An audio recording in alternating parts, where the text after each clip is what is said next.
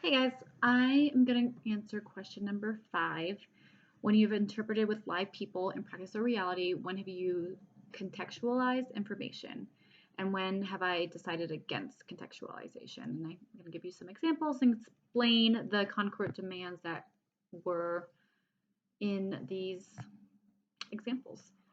A little bit of background contextualization. The role is managing shared and non-shared knowledge that may be previously known or is new. That known knowledge is foundational, and the new knowledge is, or the new information is the point of the context and why the goal of the conversation.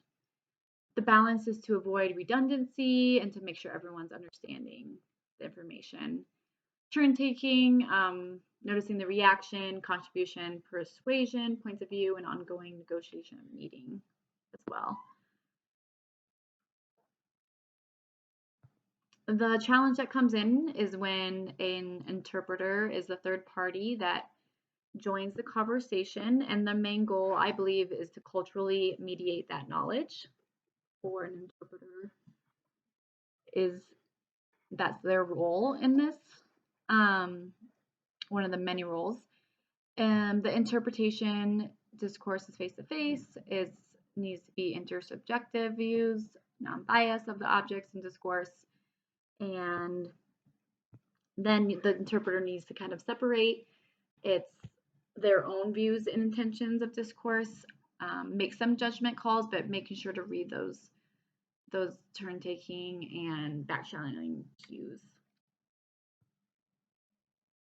An example that I did not use contextualization is actually an observation that I just had, but I would have chosen the same demand or the same control, and I did have a long conversation of why. And because I have interpreted AA meetings in the past and I've used this control choice as well. But during the AA meeting, the term dry was used, and the interpreter chose just to sign the word dry, which doesn't give a lot of meaning, but I asked him why he chose this, and I completely agreed. So he has 20 years experience of interpreting in AA meetings. He has a very close relationship with the deaf consumers. The deaf consumers are not currently new. They know the meaning of dry. So because I'm in AA myself, I also know the meaning of dry, and that's why I wanted to make sure that he was giving that meaning in case they were not familiar, because a lot of times people may think, well, I'm dry, so that's a positive thing. Well, in AA, it doesn't mean that. It means it's a lot more complicated than dry. It means that the person isn't drinking, but they're not emotionally sober, which means, and they're not working the program. Typically, they're not very happy. They're not going to A meetings. They're not working the steps. They don't have a sponsor. They're not providing service or participating in fellowship. It's different for every person, but a little bit of expansion. If somebody was new, a deaf person was new, the interpreter would be aware of that and be able to expand on that to give a little bit more information.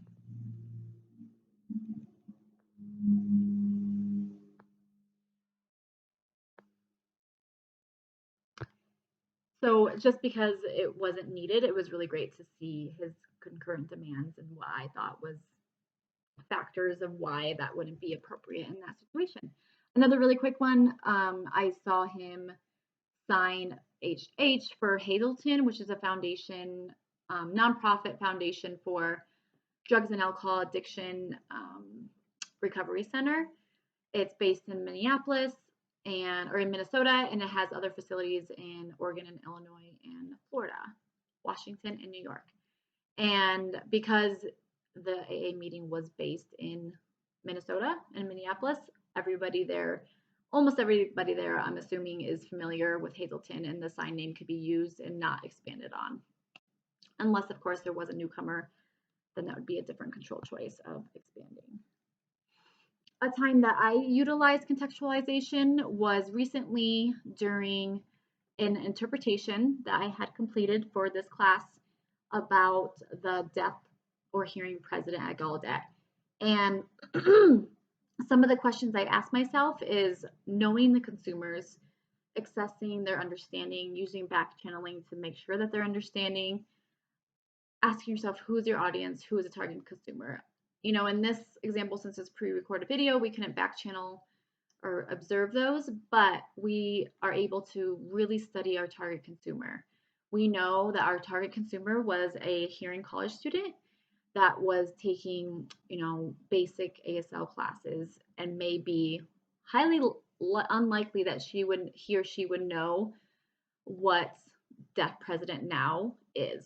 And because that was the term that was used by the presenter, and she actually used the acronym. And so definitely wouldn't be able to use that acronym. And then even just saying deaf president now, being early into the ASL classes, the student may had not known, that hearing student may not know what that is. So I just expanded just a tiny bit due to time constraints, but giving the whole title, not the acronym, and just explaining how it was related to rights and power for deaf people. And those are my two examples. Thanks, guys.